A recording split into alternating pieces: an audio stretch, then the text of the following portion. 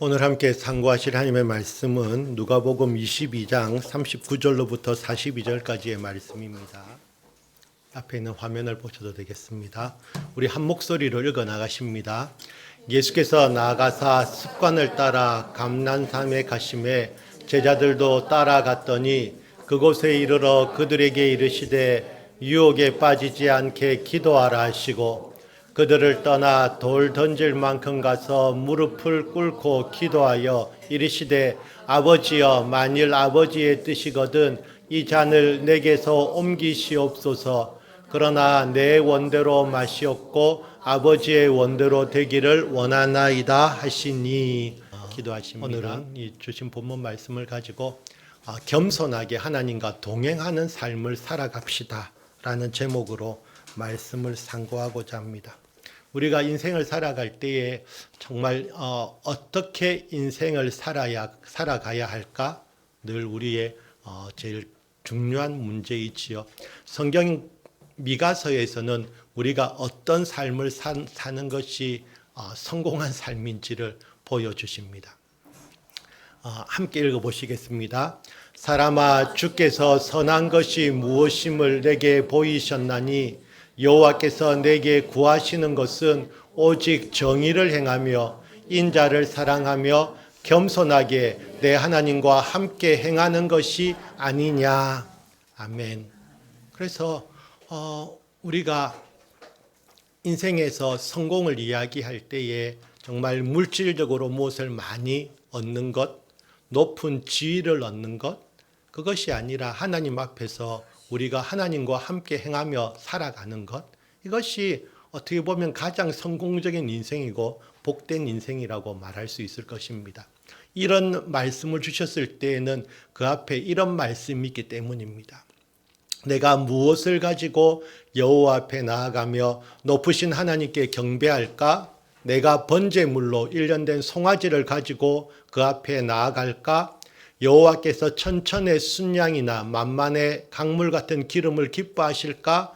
내 허물을 위하여 내 맏아들을 내 영혼의 죄로 말미암아 내 몸의 열매를 드릴까?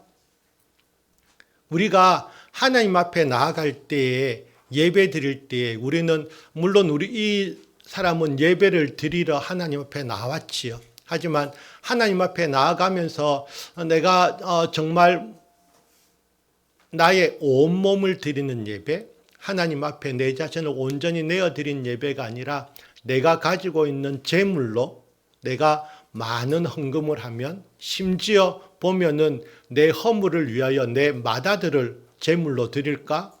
이 사람은 그래서 예배가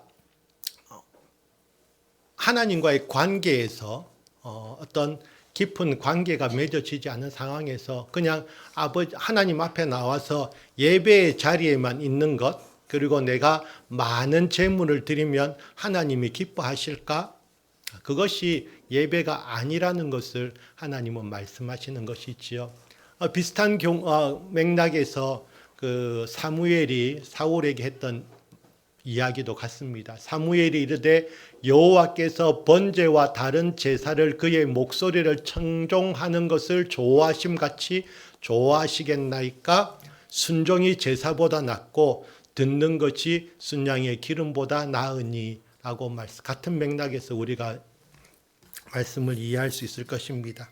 그래서 정말 우리가 하나님 앞에 예배 드린다는 것은 우리가 하나님께 온전히 순종하는 삶, 우리가 겸손히 하나님과 동행하는 삶은 결국 하나님 앞에서 온전히 순종하는 것이 하나님 앞에 우리의 바른 자세이다라는 것을 말씀하시면서 오늘 그 읽은 본문에서 예수님의 기도를 통해서 예수님께서 하나님께 어떻게 순종하시는지를 볼 수 있습니다. 누가복음 22장 42절에서는 이렇게 말씀하시지요. 이르시되 아버지여 만일 아버지의 뜻이거든 이 잔을 내게서 옮기시옵소서. 그러나 내 원대로 마시옵고 아버지의 원대로 되기를 원하나이다 하시니. 예수님께서 십자가를 지셔야만 하셨습니다. 그런데 그 십자가가 그냥 단순히 십자가에 달려서 죽는 것만으로 끝나는 문제가 아니었습니다. 그 십자가는 정말 무겁고 힘든 십자가였습니다. 물리적으로 무겁다는 이야기가 무거울 수도 있지만 그 십자가가 어렵고 힘들었던 것은 온 인류의 죄악과 저주를 담당하는 십자가였기 때문입니다. 그래서 그 온 인류의 죄악을 담당하시기 위해서 예수님께서 십자가를 지셔야 했고 그것은 정말로 고통스럽고 힘든 일이었습니다. 그리고 그 죄악과 저주의 십자가는 하나님 아버지께서도 외면하시는, 하나님께서 그것을 바라보실 수 없는 그런 십자가였습니다. 그래서 예수님께서 말씀하시지요. 제9시쯤에 예수께서 크게 소리질러 이르시되 엘리 엘리 라마 사박다니 하시니 이는 곧 나의 하나님 나의 하나님 어찌하여 나를 버리셨나이까 하는 뜻이라. 예수님께서는 이 겟세마네 동산에서의 기도를 통해서 하나님께 온전히 순종하기로 결정하셨습니다. 그리고 예수님은 그 십자가의 길을 걸어가셨지요. 예수님께서 이러한 결정을 내리신 것이 그 순간에 이루어진 것만은 아닙니다. 예수님의 삶은 평생이 그 십자가를 지기 위한 그 길을 걸어가기 위해서 예수님의 삶은 평생을 그렇게 살아가셨던 것이지요. 그래서 예수님의 그런 삶의 모습을 통해서 예수님은 결국 그 십자가를 지실 수가 있었다는 것을 알 수 있는데 예수님이 어떠한 삶을 사셨는지 잠시 살펴보도록 하겠습니다. 예수님의 습관입니다. 예수님의 오늘 읽은 말씀에도 예수님의 습관이 나오지요. 예수님 뭐 하셨습니까? 예수님께서 나가사 습관을 따라 감람산에 가심에 제자들도 따라가셨더니, 우리가 이 습관이라고 하면은 뭐 좋은 습관도 있을 수 있겠고 나쁜 습관도 있을 수 있겠지만 예수님은 습관을 따라 감람산에 가셨습니다. 예수님이 감람산에 뭐 하러 가셨을까요? 기도하러 가셨겠죠. 그래서 예수님의 가장 주된 습관은 기도였습니다. 왜 기도하실 수밖에 없었습니까? 예수님은 그 예수님의 성공적인 사역을 위해서는 기도 없이는 일하시지 않으셨습니다. 그래서 모든 일, 그래서 예수님은 새벽에도 일어나셔서 기도하러 가셨고요. 또 밤을 새워 기도하시면서 제자들을 선택하셨고, 그래서 예수님의 삶이 그렇게 편하고 즐거운 삶만 아니었어요. 엄청나게 힘들었어요. 또 사람들이 얼마나 많이 쫓아와서 예수님께 병 고쳐달라고 말했지요. 말씀을 들으러도 오지만은 예수님께 병 고쳐달라고 얼마나 많은 사람들이 오는데, 그래서 예수님께서 갈릴리 바다를 건너가실 때도 어떻게 하셨습니까? 그냥 주무셨어요. 풍랑이 너무 일어나가지고 제자들은 빠져 죽는다고 막 소리 지르고 난리 났는데도 예수님은 편하게 아니면 너무 깊이 잠드셨어요. 그런데 제자들은 몰랐지요. 뭘 몰랐습니까? 예수님께서 함께 계신 그 배가 결코 침몰하지 않을 것이라는 것은 당연한 것인데 제자들은 그 믿음이 없었어요. 그래서 막 예수님을 깨우잖아요. 그래서 나중에 그래서 예수님은 그냥 기도가 예수님의 삶이었습니다. 예수님이 기도만 하셨겠습니까? 누가복음 4장 16절에 보시면은 예수께서 그 자라나신 곳 나사렛에 이르사 안식일에 늘 하시던 대로 회당에 들어가서 성경을 읽으려고 서심해 안식일에 늘 하시던 대로, 하시던 게 대로가 뭡니까? 그것도 습관이죠. 예수님은 안식일마다 늘 하시던 대로 회당에 들어가서 성경 읽으려고 하셨습니다. 물론 안식일은 지금의 주일은 아니죠. 하지만 유대인들에게는 그날이 이제 안식일이 필요하니까. 그래서 예수님은 늘 안식일마다 회당에 들어가서 성경을 읽으셨어요. 그런데 예수님이 성경을 읽으시려면 회당에 가서 읽는 수밖에 없었어요. 왜냐하면 집에는 성경책이 없었기 때문입니다. 그 당시에 유대인들에게 성경책은 그럼 우리가 잠시 생각해 볼 수 있잖아요. 나는 얼마나 성경 부자인가. 성경책 부자인가. 그냥 성경 부자가 아니고 성경책 부자인. 우리 집에 보면은 성경책 엄청 많아요. 우리 집에 성경책이 없다라고 말씀하시면은 또 제가 한 권 갖다 드릴 수 있습니다. 성경책 많잖아요. 많은데 안 읽어요. 그것이 성경 장식으로 쓰인. 예수님은 성경책 읽으려고 회당에 가셨어요. 그래서 예수님께서는 이런 사역을 결국 예수님의 사역은 말씀과 기도가 예수님의 사역을 이끄는 원동력이었고 결국 그러한 예수님의 습관, 행동은 십자가 앞에서도 그 십자가를 기꺼이 지는 내 뜻이 아닌 하나님의 뜻에 온전히 순종하겠다고 결정을 내리는 그런 결과를 가져올 수 있었던 것이지요. 그래서 우리가 예수님이니까가 아니라 예수님도 그 순간 이 땅에 오셔서 사람의 몸을 입으신 예수님은 분명히 인성을 갖고 계신 분이시거든요. 하지만 인성을 갖고 계시지만 예수님은 자기의 뜻을 온전히 내려놓고 하나님의 뜻을 구하고 하나님의 뜻에 순종하는 삶을 선택했던 것이지요. 잠시 화제를 바꾸어서 그림 하나 보여드리겠습니다. 그냥 배지요. 예. 이 배는 어디 있는 배냐 하면은 저기 요코하마에 가면 요코하마에 있는 배입니다. 제가 그 2월 달에 잠시 일본에 갔다 오면서 여기 가서 이거는 사진 제가 직접 찍은 사진은 아니고 그냥 인터넷에서 가져온 겁니다. 가져온 것인데 이 배가 길이가 한 160m 됩니다. 160m 되고 배수량은 한 11,000톤이 좀 넘은 12,000톤 되는 그런 배입니다. 160m니까 근데 이제 이 배가 언제 만들어졌냐면 1929년에 만들어졌고 1930년부터 항해를 시작해서 어디를 갔다 왔다 했냐면은 미국을 갔다 왔다 하는 배였습니다. 저도 이번에 처음 알았지만 화객선은 화물도 싣고 승객도 싣고 하는 배지요. 그래서 그런 배인데 이 배가 태평양 바다를 254번을 항해를 했습니다.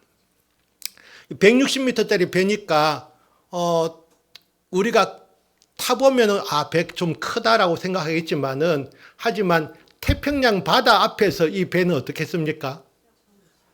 지극히 작은 배 하나 있지요. 그래서 이 배도 엄청 위기도 많이 만났다 그러면 태풍 만나가지고 그냥 태평양 바다에서 빠져 죽을 뻔도 했지만 가라앉을 뻔도 했지만은 그래도 그 위기를 넘기고 해서 이제는 항해를 하지 않습니다. 이제는 박물관으로 쓰이고 있습니다. 박물관으로 쓰이고 있는데 그래서 그냥 이렇게 이제 전부 다 닻을 완전히 내려가지고 배에 타도 전혀 흔들림이 없습니다. 그냥 그래서 박물관으로 쓰이고 있는데 이제 배는 항구에서 어떻게 보면 안식을 누리고 있는 것이잖아요.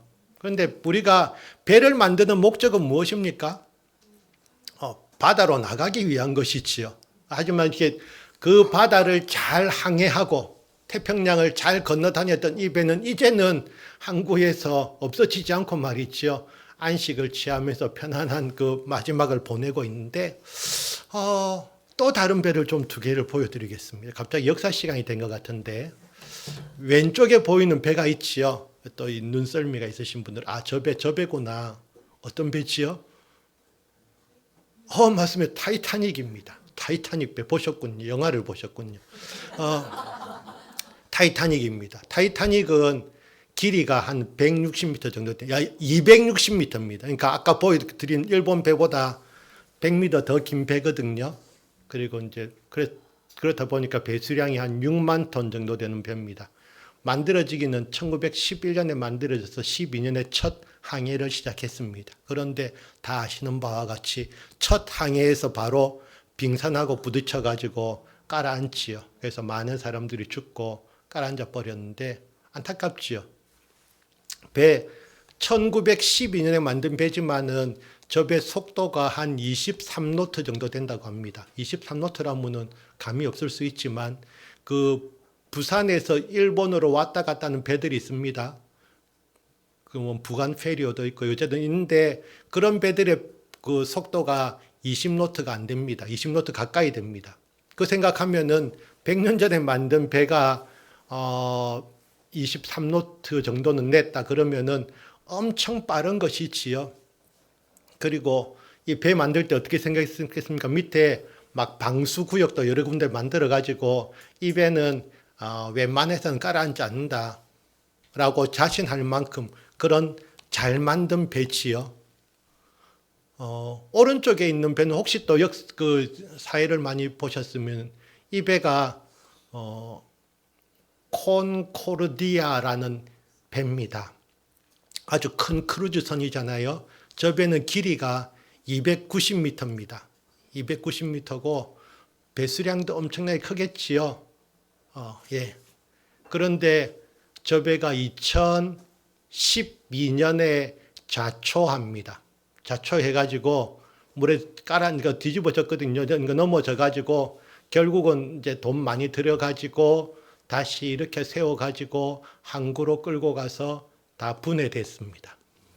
그래서 왼쪽에 있는 타이타닉호는 물에 깔아앉았고 저 배는 지금은 완전히 분해돼요. 그러니까 타이타닉은 1912년에 침몰했고요.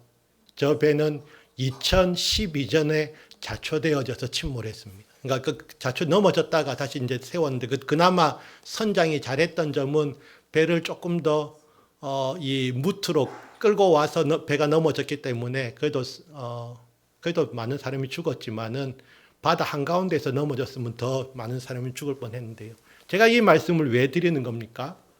아까 이렇게 작은 배는 그래도 역시나 항해를 잘 마치고 살아남았는데 이 배들요 절대로 침몰하지 않을 것이라는, 그리고 정말 수조를 들여서 만든 큰 여객선이 자초되고 넘어지는 그런 일이 왜 일어났을까요? 예. 물 한 번 마실 수 있는. 그래서 저는 이것을 보면서 어떻게 보면은 안전 불감증이다. 배들을 너무 잘 만들었거든요. 100년 전에 만든 저 타이타닉호도 그 당시에는 최고의 기술로, 물론 그 당시에 최고의 기술이죠. 최고의 기술로 절대로 가라앉지 않을 것이다 라고 생각했고, 뭐 2000년도에 2004년 5년에 만들어진 저 배는 얼마나 좋은 시설을 갖고 있겠습니까? 전자장비도 완벽하겠지요. 절대로 그래서 사고가 나지 않을 것이다 라고 생각했지만은 그 사고 나던 밤에 실제로 그 조타실이지요. 조타실에는 선장들이 없었습니다. 물론 배에서 다른 데서 이제 막 파티하고 있었고, 왜냐하면 배가 너무 잘 가니까, 그렇죠? 안전하다고 생각하기 때문에 여러 가지, 그래서 저 이야기들을 많이 할 수 있지만 어쨌든 배들이 가라앉은 것은 그냥 선장의 어떻게 보면 무책임함. 안타까운 것은 저 배가 오른쪽에 배가 자초되었을 때 또 제일 먼저 탈출한 사람이 누군지 아십니까? 선장이었어요. 그래서 지금 그 사람 아직도 감옥에 있는가 모르겠습니다. 그렇죠. 그래서 저런 배를 보니까 안타깝죠. 선장이 도대체 어떤 사람들이었길래 결국 그로 인해서 많은 사람들이 목숨을 잃고, 저 사람들 보면은 좀 한심하잖아요. 그런데 조금만 또 각도를 바꿔보면요, 우리의 신앙생활은 어떻습니까? 나는 지금 신앙생활 잘하고 있다라고 생각하십니까? 생각하실 수 있어요. 그리고 실제로 잘하고 계신 분도 있고요. 하지만 별로 내가 신앙생활 제대로 하지 않으면서도 나는 그냥 잘하고 있다라고 생각하고 있을 수도 있다는 것이지요. 역시나 우리가 저런 선박에 사회에서 일어나는 많은 사고들이 안전불감증에 의해서 일어나는 사고들이 있지만은 우리의 신앙생활에서도 나는 과연 안전불감증을 가지고 있지 않은가? 그냥 막연하게 나는 교회 생활 잘하고 있고 하나님의 은혜와 돌봄 속에서 나는 잘 살아가고 있다 라고 생각하고는 있지 않는가 하는 생각이 듭니다. 우리가 인생을 항해할 때 우리도 인생을 항해에 비유하기도 하지 않습니까? 우리가 인생의 이런 바다를 항해하고 갈 때에 결국 우리는 좋은 선장을 만나는 것이 필요하지요. 이 그림을 한번 보시죠. 좀 아주 오래된 그림이지요. 아주 옛날 그림. 옛날에는 이런 그림이 많이 있어요. 요즘은 이제 이 그림 보기가 참 어려운데 보시면은 제가 오늘 말씀드리고자 하는 딱 주제가 바로 이 그림입니다. 우리가 인생을 살아갈 때에 파도를 보세요. 거친 파도가 일어나는 저런 바다를 항해해 나갈 때에 선장이 있죠. 그러니까 실제로 저 배의 키를 잡고 있는 사람은 우리는 조타수라고 부릅니다. 조타수는 그 키를 움직이는 사람이 조타수고요. 그 조타수에게 지시하는 사람은 선장일 때가 있고 선장이 부재할 때에는 항해사가 지시를 내려서 배를 조정하게 합니다. 그래서 이것이죠. 우리가 인생을 살아갈 때에 내가 선장이 되어서 내 배를 움직일 것이냐 아니면 주님을 나의 선장으로 모시고 내가 주님의 인도함 받아서 이 거친 바다를 헤쳐나갈 것이냐. 그래서 우리가 예수님은 그 마지막 기도에서 보실 수 있는 것처럼 겟세마네 기도에서 보실 수 있는 것처럼 내 뜻이 아닌 아버지의 뜻대로 되기를 원하나이다 라고 기도하시면서 아버지 하나님의 뜻에 순종하기를 선택하셨습니다. 그래서 왜 우리가 하나님 아버지께 온전히 순종해야 하느냐 하는 것은 우리가 하나님 아버지께 온전히 순종할 때에 우리의 삶, 그리스도인의 삶을 방해하는 모든 것에서 승리할 수 있기 때문입니다. 우리가 그리스도 안에서 풍성한 삶을 누리기 위해서는요. 우리 주님께서 우리에게 주시고자 하는 그 풍성한 삶을 누리기 위해서는 우리가 해야 하는 일은 우리의 전부를 주님께 맡기는 것이지요. 그런데 사실은 그 일이 쉽지 않습니다. 그렇게 주님께 모든 것을 내어 맡기는 그 일이 쉽다면은 모두가 다 벌써 큰 믿음의 사람들이 될 수 있겠지만은 매일매일의 삶 가운데에서 갈등하고 고민하는 것이 또 사람이지 않습니까? 우리가 구원받는 것과 헌신하는 것은 서로 다른 이야기입니다. 구원은 어떻게 받습니까? 예수님을 믿으면 되죠. 예수님을 나의 구주로 영접하고 나면 구원을 받습니다. 그러면은 우리가 하나님의 자녀가 되었고, 근데 어떻게 보면 그 영접하고 난 이후에 구원받은 후의 삶은 이제 갓난아기와 같은 것이지, 영적으로. 그래서 성장해서 정말 하나님께 쓰임받는 사람이 되어야 되는데, 그럴 때 우리가 우리의 믿음이 점점 자라난다는 것은, 우리가 믿음으로 성장되어진다는 것은 결국 내 삶의 주도권을 하나님께 맡겨드린다는 것이죠. 내가 더 이상 내 삶의 주인이 아니라 하나님께서 내 삶의 주인이심을 인정하는 것이지요. 처음부터는 되지 않지요. 하지만 우리는 점점 더 하나님께 하나님의 뜻에 순종하는 삶을 선택하고, 그러면서 내가 가졌던 그 주도권을 점점 더 하나님 앞에 내어드려서, 그래서 결국은 우리의 최종적인 목적지는 온전히 모든 것을, 이제는 더 이상 내가 내 인생의 주인이 아니라 정말 주님께서 내 인생의 주인이시고 왕이셔서 주님의 인도하심에 온전히 순종하겠습니다 라는 고백이 나올 때까지 우리는, 그리고 고백만 하는 것이 아니라 실제로 내 삶이 그렇게 살아낼 때에 우리의 믿음이 더 성장한 것이라고 말할 수 있을 것입니다. 근데 이 삶의 주도권을 놓는 것 말이지요. 절대로 쉽지 않습니다. 제가 자동차 운전을 오래 했거든요. 그래서 제가 집사람을 태우고 다닌 지 벌써 32년 됐습니다. 집사람을 제 옆자리에 태우고 운전하고 다닌 지 32년 됐습니다. 그런데 그동안에 제가 핸들을 몇 번 맡겼겠습니까?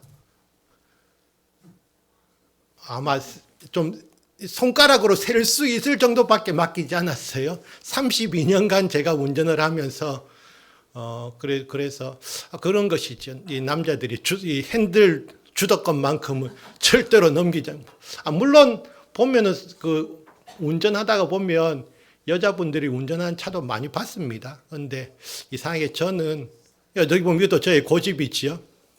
그래서 32년을 제 혼자 운전하면서 대신에 집사람은 편안하게 잡니다.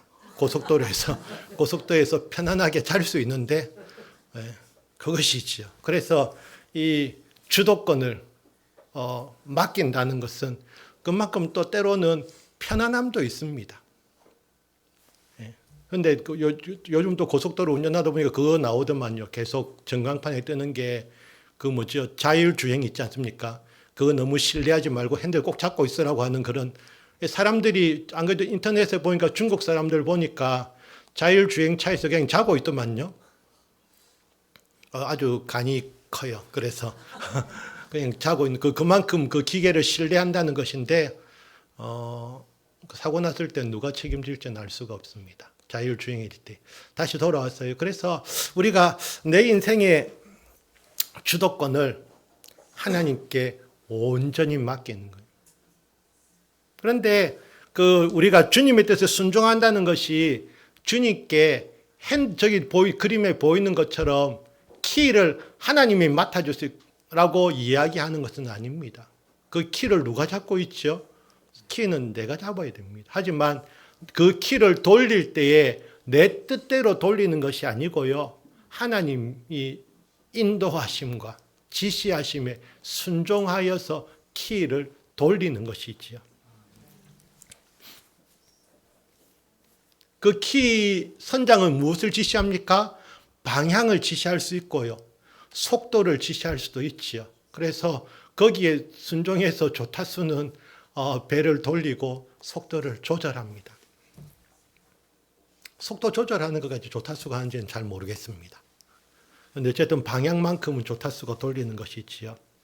그래서 어떻게 보면 우리가 인생을 살아갈 때에 이렇게 하나님의 인도하심을 받는 것은 내비게이션의 안내를 받아서 운전하는 것과 좀 닮았지요. 우리가 모르는 길을 갈 때에도 내비게이션을 따라서 가다 보면은 무사히 목적지에 도착할 수도 있는데, 하지만 기계 내비게이션의 인도와 하나님의 인도는 분명히 차이가 있습니다. 요즘은 성능들이 많이 좋아졌지만 옛날 내비게이션 어떻습니까? 가다 보니까 길이 막혔어요. 그런 거. 여기 길이 아닌갑다라고 내비게이션 옛날에 그런 일 많이 했거든요. 하지만 우리 하나님은 실수하지 않으시는 분이시거든요. 그래서 우리 주님의 인도하심은 완전하다는 것이지요. 그래서 우리는 더 주님을 신뢰할 수 있고 우리 자신을 온전히 내어 맡길 수 있는 것입니다. 우리가 하나님의 말씀에 온전히 순종할 때 그때부터 우리의 삶이 바뀌기 시작합니다. 그냥 순종하지 않고 말이지요, 내 삶이 바뀌어지지 않습니다.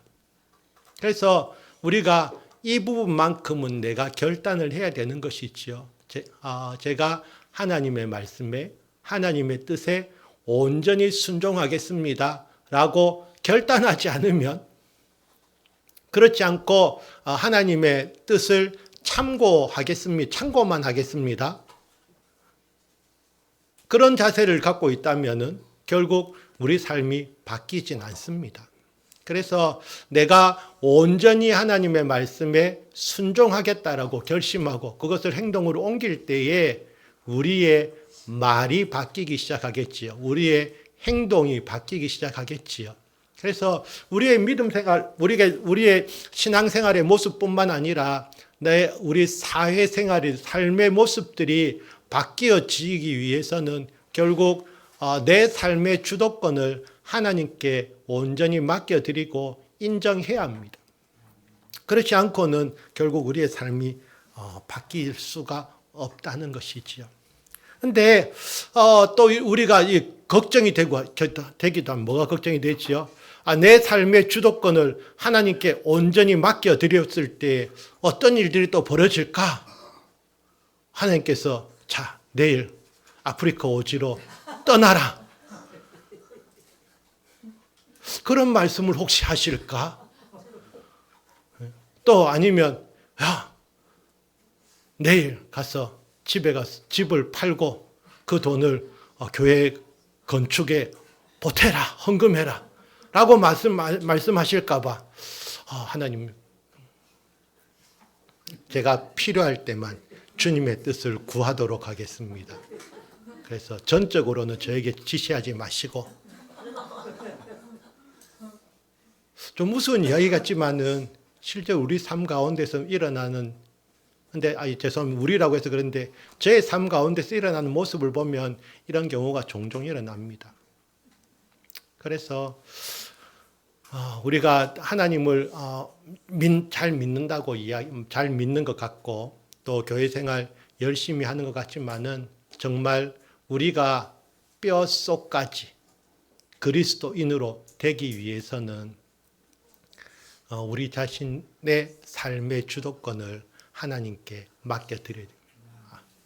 그래서 말씀하시면 순종하겠습니다. 더 이상 조건이나 단서를 달지 않고 그냥 순종하겠습니다. 하나님께서 그렇다고 내일 당장 오지로 선교사 되어서 떠나라고 말씀하시지 않고요. 내일 당장 집 팔으라고 이 말씀 안 하시잖아요. 만약에 하신다면 한번 생각해 보세요. 그때는 조금 생각해 보세요. 그런데 하나님은 그렇게 그런데 옛날의 이야기들을 보면 막 옛날에 부흥사님들 이야기하시는 거 보면은 가난한 여집사님이 기도하시는데 하나님께서 집 팔아서 그 네 집 전세 그거 빼서 말이야. 그거 한 교회 헌금하는데 교회 건축하는데 바쳐라 해서 바쳤다는 분도 있어요. 그랬더니 쫄딱 망했다가 아니라 정말 그 자식들이 더 잘 되고 뭐 했다는 하나님께서 그 바친 돈보다 헌금보다 더 많게 갚아주셨다는 그런 이야기들도 있지만 어떻게 보면 지금의 성도들에게 그런 이야기는 전설처럼 들릴 수도 있습니다. 그런 적도 있구나 하지만 지금 그때 집은 전세금은 쌌을 것인데 내 집은 벌써 몇 억인데 이 집을 그래서 그런 고민하실까 봐 하나님은 이야기 안 하십니다. 하지만 정말 하나님이 필요하신 사람이라면 그리고 그 말씀에 순종할 만한 믿음이 있는 사람이라면 하나님이 그 말씀을 하실 수도 있겠지만 하나님이 그냥 안 하십니다. 그러니까 걱정하시지 말고 하나님 내 삶을 주님께 온전히 맡기겠습니다라고 결심하셔도 그렇게 하나님께 기도드려도 우리 삶에 큰 어려움 생기지 않습니다. 오히려 하나님께 우리가 우리 자신을 그렇게 온전히 내어드리면 그때부터 주님이 우리를 더 사용하시고 더 좋은 길로 인도하신다니까요. 하나님께서 저렇게 딱 방향을 지시하실 때 말이죠. 우리가 그 하나님의 말씀에 순종할 수 있는 것은 우리 하나님은 신실하시고 또 우리에게 더 좋은 것을 공급하시거든요. 그래서 우리 하나님 아버지는 우리를 위해서 독생자 예수님을 이 땅에 보내셔서 십자가에 달려 죽으시도록 하실 만큼 우리를 사랑하신다니까요. 그래서 그분이 하나님 아버지는 이 세상 만물의 주인이시고 창조주신데 우리에게 집 팔으라고 말씀 안 하십니다. 걱정하지 마시고. 여러분들 하나님 아버지의 마음을 생각할 때 부모된 나의 입장에서 한번 생각해 보십시오. 부모님들의 마음이 어떻습니까? 자식에게 하나라도 더 주려고 하지요. 자식에게서 하나라도 더 받겠다라고 생각하는 부모들은 없습니다. 사람인 우리도 그런데 하나님 아버지께서 사람들에게 무엇이 아쉬우셔서? 아닙니다. 하나님이 그만큼 우리를 사랑하시기 때문입니다. 그래서 하나님과 이렇게 선장 되신 하나님과 조타수인 나의 관계는 그냥 단순히 이런 지위상의 관계가 아니라 정말 친밀한 관계. 어떤 관계예요? 그 예수님께서 정말 예수님을 희생시키셔서 우리를 얻으신 그 하나님 아버지의 사랑, 부모님의 사랑의 관계가 하나님과 우리의 관계이지 않습니까? 그래서 하나님은 우리가 하나님의 자녀로서 정말 풍성한 삶을 살기 원하고 살아가기, 그리고 축복된 삶을 살아가기를 원하시지요.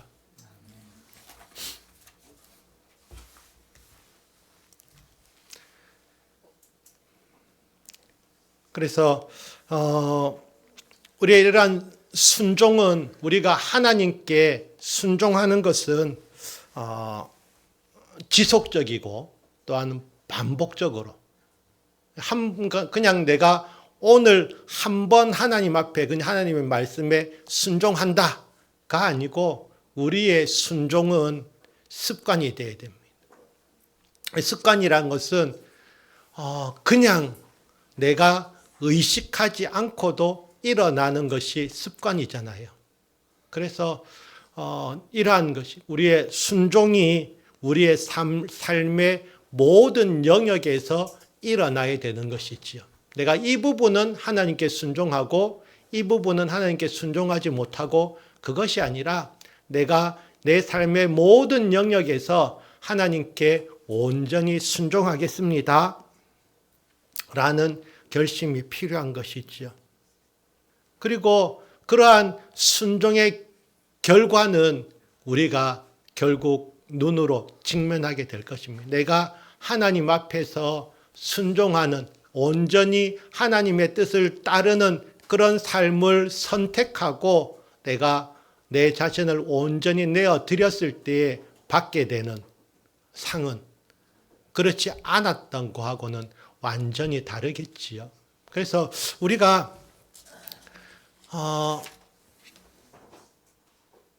상을 보고 하나님 아버지를 믿는 것이 아니고 하나님께서 우리에게 베풀어 주신 그 사랑을, 그래서 하나님과 우리의 관계는 우리가 하나님을 아버지라고 부를 수 있는 그런 특권이요.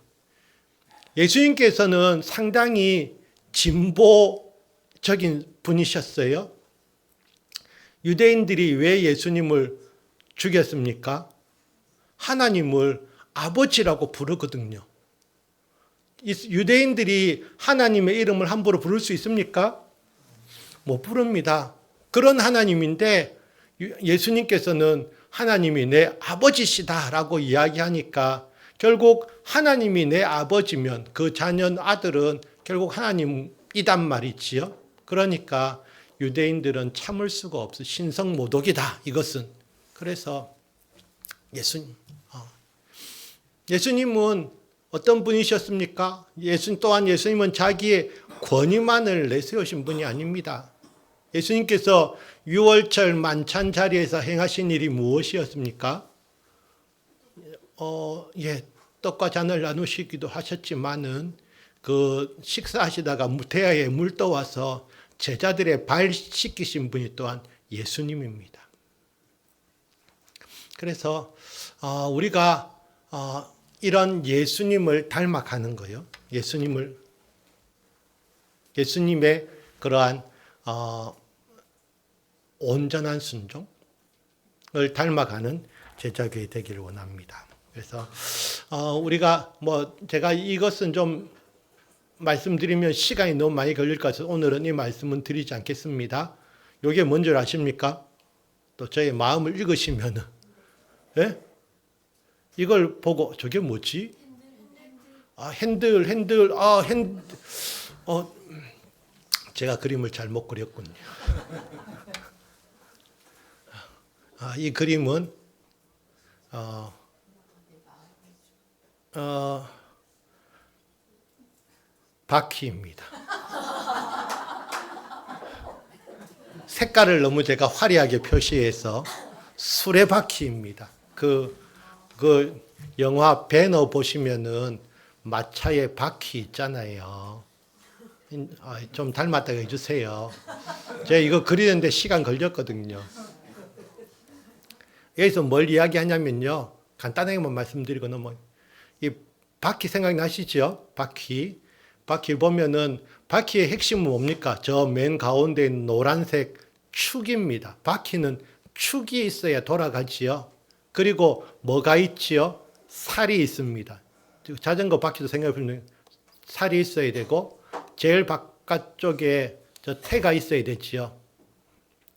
지금은 이제 태에 이제 특히 타이어를 붙여놔서 더 잘 움직이는데 이게 뭐냐면 우리 신앙생활을 하는 그리스도인들의 순종의 삶을 우리 그리스도인들이 순종의 삶을 살아갈 때에 우리 인생의 수레바퀴가 잘 굴러갈 수 있다는 것이지요.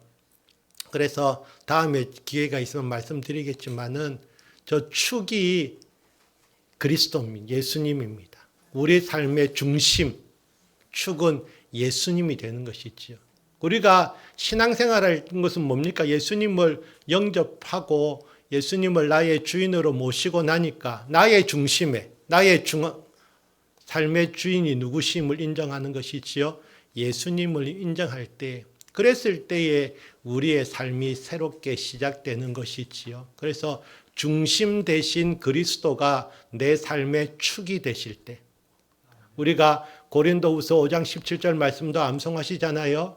그런즉 누구든지 그리스도 안에 있으면 새로운 피조물이라 이전 것은 지나갔으니 보라 새 것이 되었도다.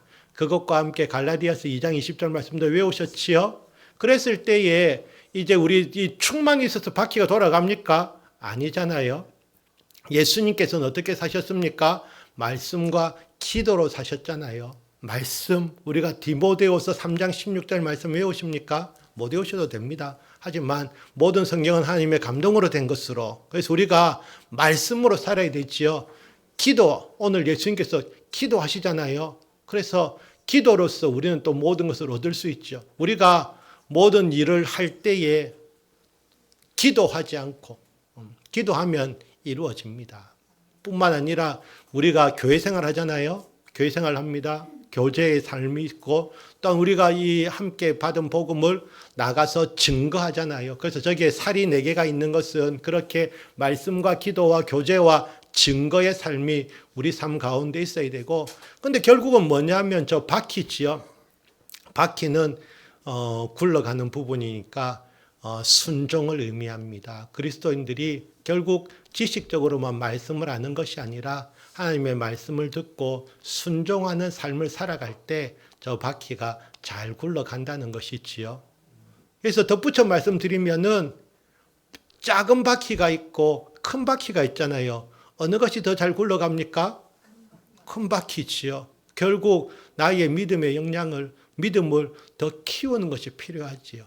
작은 믿음도 중요하지만은 더 큰 믿음은 고난과 역경을 더 잘 이겨내고요. 더 잘 굴러갑니다. 그래서 우리가 큰 믿음의 사람이 되는 것, 큰 사람이 큰 일을 감당할 수 있기 때문입니다. 작은 소자도 하나님께서는 귀히 여기시지만은 큰 사람은 더 큰 일을 주인께서 맡기신 일을 감당해낼 수도 있습니다. 그래서 우리가 오늘 어떻게 보면 말씀은 간단하지요. 왜냐하면 우리가 하나님의 말씀에 순종하는 삶. 예수님께서 그 겟세마네 동산에서 그 십자가를 인간적인 생각으로는 그냥 지나갔으면 좋겠지만, 하지만 아버지의 뜻대로 순종하겠습니다라고 자기 삶의 그런 중요한 선택, 어떻게 보면 인생의 그 선택의 순간에서 하나님의 말씀에 온전히 순종하신 모습처럼 우리 삶의 주도권을 주님께 맡겨드렸을 때에 하나님께서는 우리를 더 잘되게 하시는 거예요. 그래서 하나님께 쓰임 받기 위해서는 또 우리 자신을 내어 드려야지 쓰임을 받지요. 예. 그래서 우리가 하나님께 온전히 내 삶의 주도권을 내어드리고 하나님의 말씀에 순종하는 삶, 그러면서 정말 예수님을 닮아가는 그런 나에게도 나의 믿음이 더 성장되도록 하는 그런 습관들이 많아졌으면 좋겠습니다. 우리가 나쁜 습관들도 있잖아요.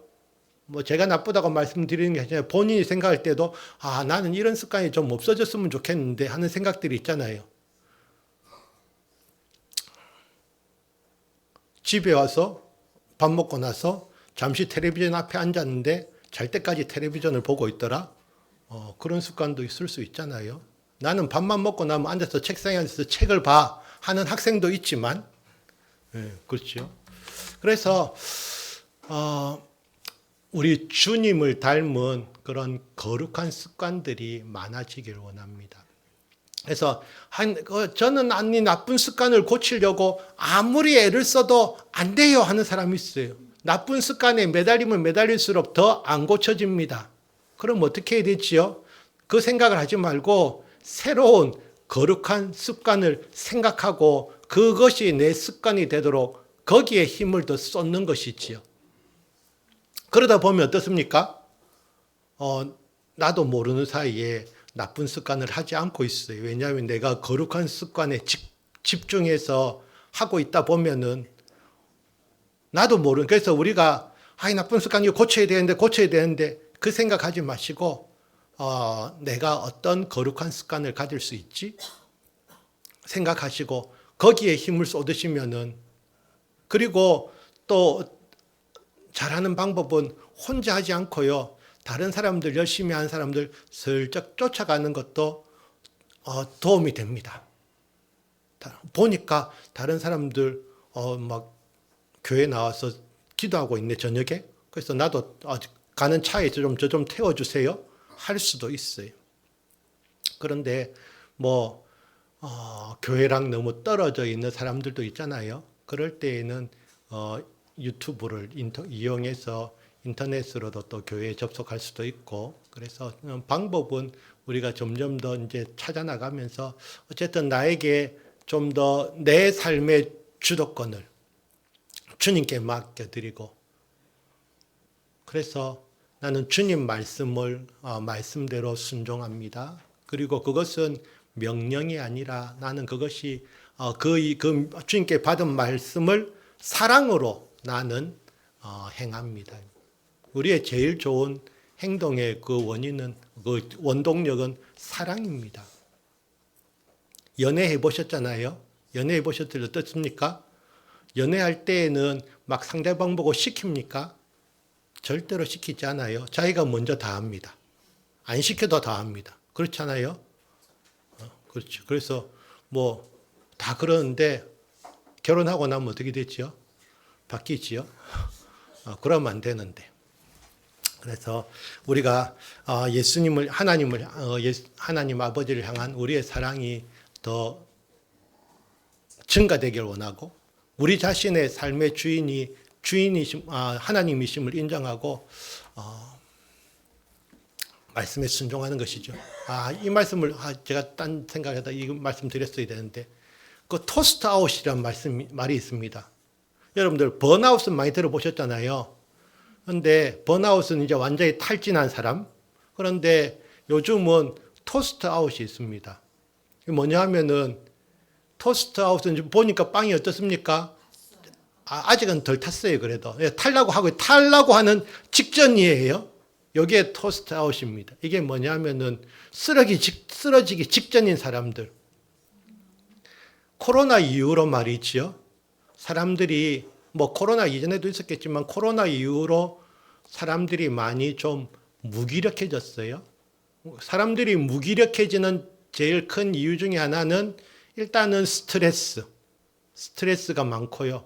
그리고 또 사람을 저렇게 토스트 아웃 시키는 것은 만성 피로, 너무 열심히들 뭔가를 한단 말이지요. 그러다 보니까 사람들이 전부 다 쓰러지기 직전이, 아직 쓰러지진 않았어요. 그런데 쓰러지기 직전이에요. 그래서 아침에 출근하면 뭐합니까? 카페인을 들여 부어요. 막 카페인을 들어 부었고 해서 진한 커피를 블랙으로 마시고요. 그래서 조금 각성이 되면 일해요. 일하다가 또 이제 집에 겨우 가면은 쓰러져서 자고, 이런 일들이 코로나 이후로 계속 더 많이 이루어진단 말이죠. 그러니까 사람들이 요즘 좀 사람들이 무기력해지는 사람들. 그래서 코로나 때 많은 교회들이 문을 닫았고 많은 성도들이 교회를 떠났습니다. 그런데 그분들이 코로나가 이제 공식적으로 끝난, 이제는 더 이상 그런 뭐랬죠? 법정 감염병 차원에서 한 단계 내려온 그런 상황에서도 여전히 신앙생활 하지 못하고 사람들의 삶이 위축되어 있는 사람들, 그분들에게 다시금 복음이 전해져야 됩니다. 근데 우리 아시잖아요. 지금 아예 번아웃 된 사람은 물론이고 토스트 아웃 된 사람한테도 말이죠. 가가지고 당신 더 정신 차리고 열심히 해야지. 지금 뭐 합니까? 정신 차려야 되면 지금이 자다가 깰 때인데 지금 졸고만 있어도 되겠습니까? 막 이야기하면은 그 사람 정신 차리겠습니까? 네? 지금 토스트 아웃 상태에 있는 사람한테 가서 말이죠. 이렇게 하시면 안 됩니다. 정신 차리시고 빨리 교회 가서 처리합시다. 라고 하면은 그분이 정신 진짜 차리겠습니까? 못 차려요. 어떻게 해야 됩니까? 이 그림이 큰 거 뭔지 아시겠죠? 까만 거 저거. 까마니까 까마귀. 잘 까먹어서 까마귀. 까매서 까마귀. 저는 까마귀인데요. 근데 이 까마귀는 착한 까마귀입니다. 뭐 했습니까? 저 오른쪽 밑에 앉아있는 사람, 아주 쪼매난 사람 한 사람 보이는데 누구겠습니까? 엘리야지요.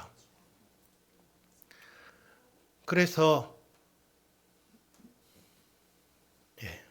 엘리야가 탈진해 있을 때, 엘리야는 그 상태에서 이제 또 토스트 아웃이 아니고 번아웃 됐어요. 완전히 탈진해가지고 쓰러져 있을 때 하나님께서 네 정신 안 차리나? 네가 이래 선지자냐? 라 말씀하지 않았어요.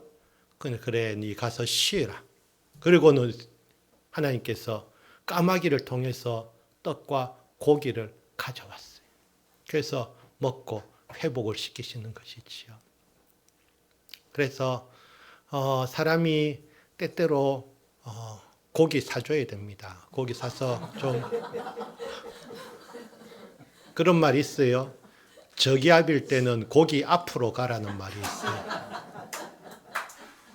그래서 좀 우리 남성교회도 주말에 한 번씩 모여서 말이지요. 고기 앞으로 가기를 원합니다. 그 자리에 저도 좀 같이 불러주시면 좋겠고. 제 밥값은 제가 내겠습니다. 그래서 우리가 좀 고기 먹고 힘내야 될 때는 힘내야 돼요. 그래서 우리가 때로는 힘내라고 막 힘낼 힘도 없는데 힘내라고 하는 것보다 힘이 되는 떡과 고기를 사주면서 힘내라고 하면은 더 효과가 있습니다. 그래서 우리가 모든 사람이 나의 믿음 같지 않아요. 모든 사람이 내 생각 같지 않습니다. 그래서 때때로 이것을 왜 못해가 아니라 이렇게 못할 수 있는 사람도 있구나. 때때로 저도 힘이 없을 땐 쓰러져 있을 수 있거든요. 그게 사람인데, 육신을 갖고 있는 사람의 한계는 그것인데, 하지만 힘을 내도록 옆에서 지원하고 떡과 고기만 사줄 것이 아니라 어떻게 해야 되겠습니까? 기도해야지요. 중보 기도하면서 떡과 고기를 사줘야지 효과가 있는 것이지요. 그래서 교회가 다시금 힘을 얻기를 원합니다. 그래서 여기 보면은 또 제가 이 현수막을 한번 딱 보여드리면서 특별 치유 집회가 있습니다. 그래서 여기에 나오신 분들은 나만 참석해서 잘 돼야지가 아니라 이 자리에 정말 필요한 사람이 그 사람인데 라는 생각이 들면은 이번 주간에 그분들에게 가서 고기를 좀 사주십시오. 예, 하나님께 상 받는데 투자가 좀 있어야지. 그래서 그분들에게 고기 사주시면서 힘 좀 내라고 하면서 교회에서 집회하는데 한번 오보지 않을래 하면은 또 그분의 마음이 좀 달라질 수도 있지. 그래서 그것이 필요합니다. 그래서 그냥 그 우리에게 주신 재물을 잘 활용하는 것도 더 많은 재물을 주시는 원인이 됩니다. 우리가 열심히 달려가면요, 우리가 지금은 거울로 보는 것 같이 희미하나 그때에는 얼굴과 얼굴을 대하여 볼 것이요, 지금은 내가 부분적으로 아나 그때에는 주께서 나를 아신 것 같이 내가 온전히 알리라 말씀이 있습니다. 우리가 하나님 앞에서 우리 자신을 온전히 내어드리고 아버지 하나님을 사랑하면서, 그리고 매일매일 나의 삶 가운데에서 하나님께서 나의 주인이심을 인정하면서 그 뜻에 순종하는 삶을 선택할 때에 하나님께서 우리 제자교회를 들어 쓰실 줄로 믿습니다. 주님께 쓰임받는 제자교회 되기를 원합니다. 함께 기도하십니다.